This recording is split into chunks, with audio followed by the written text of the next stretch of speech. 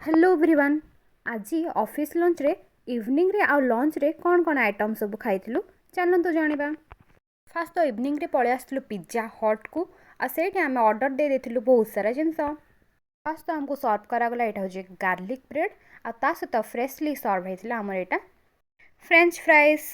Next आमर order को जिबा तो एटा होची भेज चीज पार्सल।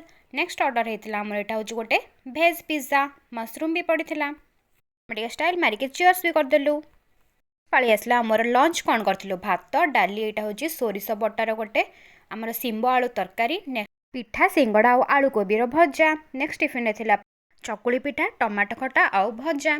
नेक्स्ट टिफिन भात डाली एटा होची सोया बड़ी आउ आलूर तरकारी भात डाली आउ सालाड आउ एटा होची कोबी तरकारी। तो आमे बहुत ही लंचटा आमे डिलीशियस होता।